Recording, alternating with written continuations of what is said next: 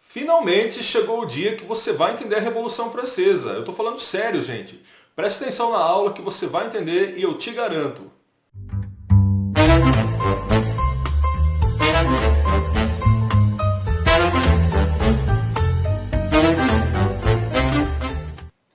Salve, salve, pessoas! Seja bem-vinda, seja bem-vindo ao seu canal Fundamental da História. Hoje você vai entender a Revolução Francesa. Não é difícil, presta atenção aí. Faz um favorzinho pro tio também, tá? Dá um like nesse vídeo, não custa nada, tudo bem? Se você não entender a Revolução Francesa depois, vai lá e tira a sua curtida, tira o seu like. Mas você vai entender, porque não é difícil. A Revolução Francesa, pessoas, basicamente é o antes e o depois, vai. A França governada por um rei tirano que explorava a maior parte da sua população para manter os seus luxos, os seus gastos e para pagar as dívidas que ele mesmo fez acontecer no país. Esse rei vai ser derrubado pela maior parte da população durante a Revolução Francesa. E uma parte desse grupo que o derrubou, os burgueses, é quem vai governar depois, tá? Como que isso tudo aconteceu aí lá no século XVIII, nos anos de 1789 para frente? Os franceses aí com muita dívida, tá?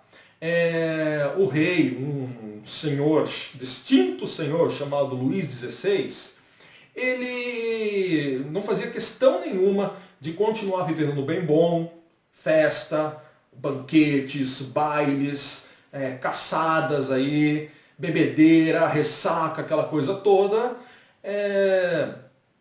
As dívidas do seu país crescendo e alguém tinha que pagar essa conta. E cada vez mais ele cobrava impostos de uma galera que vivia na miséria, boa parte da população, tá? População em que muita gente vivia no campo, muita gente pobre nas cidades, e até quem era rico se sentia indignado em ter que sustentar toda essa gastança, ok? Para você ter uma ideia, os franceses estavam com dívidas em relação à Inglaterra, por exemplo, passaram por um problema agrícola que acaba com a colheita em boa parte do período aí antes da Revolução. Então falta comida, a comida que tem fica mais cara. Imagina o povo que já era pobre, né? E não bastasse isso, o doido do rei Luís XVI, ele ainda coloca a França numa guerra na qual a França não se beneficiaria praticamente em nada. Era a guerra de independência dos Estados Unidos contra a Inglaterra. Eles vão lá e ajudam os americanos, e tudo isso é gasto, gente. Além de vidas que se perdem numa guerra, uma guerra você tem muito gasto. Ok, guerras às vezes elas são inevitáveis. Não é o caso aqui, tá? Os franceses praticamente se ofereceram para entrar, para enfrentar os Estados Unidos. E aí, mais uma vez, o rei vai socar imposto na galera que estava sem dinheiro. Essa galera que estava sem dinheiro, tá? Os 97% da população, é o que você vai ficar conhecendo agora. Eles eram conhecidos como terceiro estado, tá? Se é terceiro, você já sabe que tem no mínimo 3. E no máximo também, são 3 mesmo. Então, a população aí que sofria com a cobrança de grana por parte do rei tirano Luís XVI é o terceirão, o terceiro estado. E o primeiro e o segundo, então, professor? Bom, o primeiro era 1% da população só. Era a Igreja Católica, sustentada aí também pelo trabalho da turma do terceirão, do terceiro estado, tá? O segundo estado, quem era? Os nobres, os amiguinhos, os parentes e puxa-sacos do rei, tá? Essa galera aí, privilegiada também, tudo vivia lá no luxo, sustentado também pelos 97% que se matavam para trabalhar. O que acontece aí? Vou falar de um episódio super importante, tá? O rei, para mostrar que estava disposto a dialogar com os 97%, ele convoca representantes desses 3 estados para bater um papo. Vamos resolver esses problemas. Esse evento foi conhecido como Assembleia Geral dos Estados. Assembleia, reunião, tá? Geral, dos 3 estados. Então teria gente da igreja, gente da nobreza e gente do povão, do resto. Tá? Esses 3 grupos aí, eles discutiriam o quê? Se os 2 primeiros contribuiriam também. Porque imagina o seguinte, tá? Se esse grupo, em tese mais rico, contribuir, alivia um pouco para os outros. Tá? O que aconteceu? O primeiro e o segundo estado, na Assembleia Geral dos Estados, decidiu que não queremos contribuir com nada, vai continuar tudo como está. Aí, pessoas, aí o povão ficou louco, né? Aí a baixa burguesia, os trabalhadores urbanos, né, lá na cidade, os caras ficaram loucos e começou a Revolução Francesa em 1789, com um evento que acho que é o único que eu vou pedir para você lembrar de cabeça, que foi a invasão de uma prisão lá em Paris, chamada Bastilha. Esse é o evento que você precisa lembrar, que é se perguntarem assim, quando começou a Revolução Francesa? Com a tomada da Bastilha, com a queda da Bastilha. O que é a Bastilha então? Uma prisão lá em Paris, onde ficavam presos os inimigos do rei, o povo vai para lá, invade essa prisão, solta os inimigos, pegam armas que estavam guardadas lá no porão e tudo vira um caos, tá? Tudo vira um caos. O caos estava tão grande que até a gente do lado de cá estava assustada. A alta burguesia falou, o povo está descontrolado, a gente precisa fazer alguma coisa. É feita alguma coisa? Sim, é feita, tá?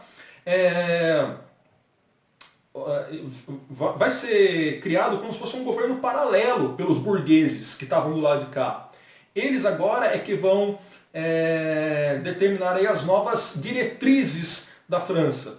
E uma das coisas que eles fazem, muito interessante, no ano de 1791, eles vão criar um conjunto de leis chamada Declaração dos Direitos do Homem e do Cidadão. E o que isso vai dizer basicamente? Vai dizer que não tem mais privilégio. E que, inclusive, o rei ele vai ter que obedecer um negócio que ele nunca quis fazer na vida, chamado lei. Tá? Então, até as pessoas próximas a ele falaram, rei, baixa a bola aí e obedeça os caras, porque eles são muitos. Tá? O rei, ele, lógico, né, para não perder tudo que ele tinha, ele falou, ok, vou obedecer às leis, vou obedecer à declaração dos direitos do homem e do cidadão. Igualdade, liberdade e fraternidade, o lema da Revolução Francesa. Meio contrariado, mas fez isso. É claro que ele não queria, ele sempre teve muito poder. O que ele faz então? Ele tenta tramar um contragolpe. Ele vai tentar fugir da França, chamar monarquias de outros lugares, tentar ir para a Áustria, chamar os austríacos, né, da terra da esposa dele, a Maria Antonieta, para vir e fazer uma guerra contra o próprio povo francês ali, o lado dos revolucionários, para que ele reconquiste o poder que ele tinha antes. Só que quando ele vai fazer isso, ele é descoberto e ele é capturado.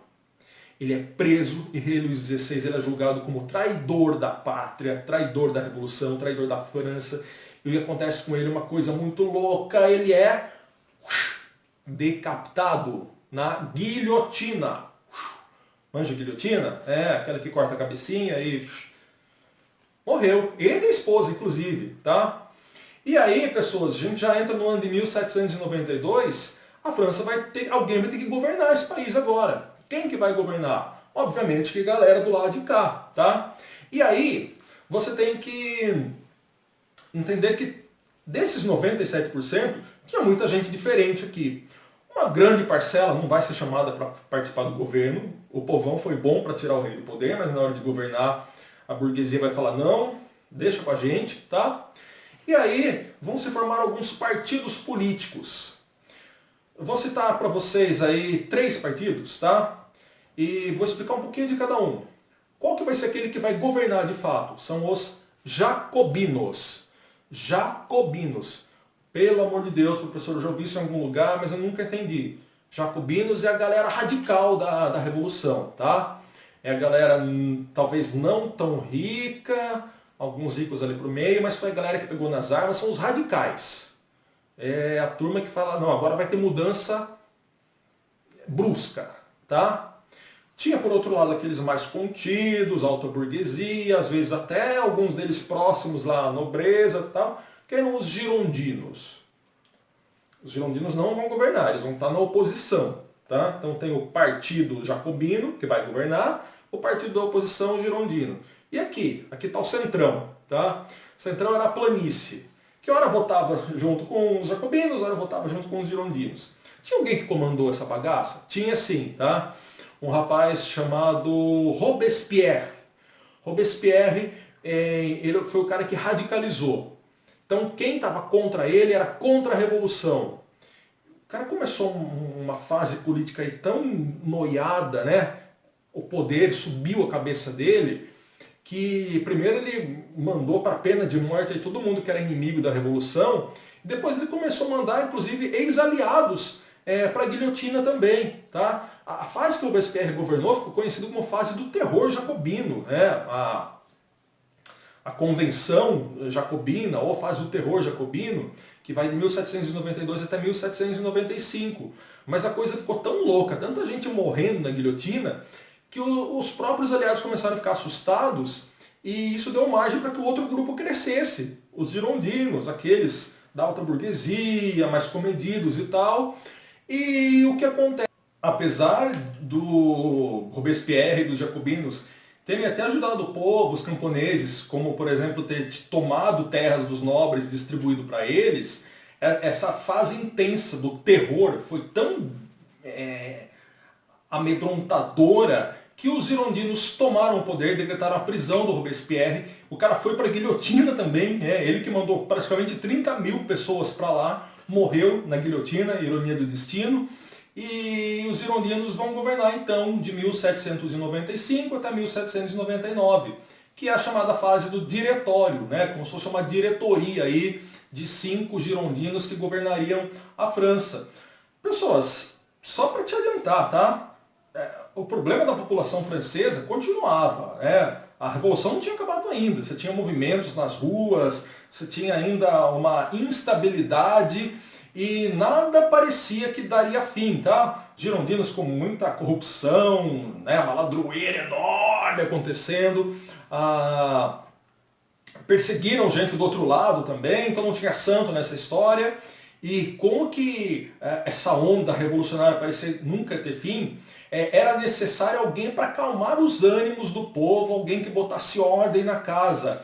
E tinha essa pessoa, a pergunta de $1 milhão aí, sim, um general do exército que se destacava nas guerras externas, né? Porque quando você tem problema fora que você arruma um inimigo externo, parece que a atenção às vezes se volta para isso, vem aquele momento de união, né? Cresce o sentimento da nossa pátria francesa e tal, e aí tínhamos um herói surgindo, Napoleão Bonaparte, que em 1799 o cara vai dar um golpe e vai assumir o controle do governo francês. Ele vai tirar a França da crise? Ele vai ser um bom governante? Ele vai prosperar? A resposta é sim. Mas isso já não é mais assunto da Revolução Francesa. Por quê? Porque a tomada, esse golpe do Napoleão no calendário francês, o 18 de Brumário, uma data do calendário francês, é o ponto de encerramento da Revolução Francesa. Assim como a tomada da Bastilha lá no começo foi o início da Revolução, a subida de Napoleão ao poder, o golpe de 18 de Brumário, bota fim à Revolução Francesa. Então você entendeu, pessoas? Esse povão aí que era prejudicado entra em conflito com um rei tirano, tomam o poder, vai ter uma confusão aí na fase em que eles vão governar, não o povão como um todo, mas a burguesia, até que se chegue a um nome de consenso, que era um nome que poderia acalmar a situação. Um herói de guerra, Napoleão Bonaparte, bem visto pelo povo por ser um herói de guerra, tudo, e alguém de família burguesa, iria ajudar a camada de cima do terceiro estado, a burguesia aí. Ele sabia disso, era um cara muito bom aí no convencimento de pessoas, tá? e foi a figura que se achou então para governar a França. Ele governaria de acordo com os ideais burgueses. É claro que o poder também subiu na cabeça dele anos depois, mas isso daí já é o período napoleônico. Entendeu a Revolução Francesa, pessoas? Acho que não é difícil, tá? Espero que sim. Sim, a minha missão aqui está cumprida, espero ter ajudado. Assistam outros vídeos aí de outros canais, leiam também. Deixem perguntas aqui no comentário, dúvidas, que vou ter o maior prazer de falar com você, de te ajudar de alguma forma. Belezinha? Valeu, pessoas, abração, tchau, tchau, fui.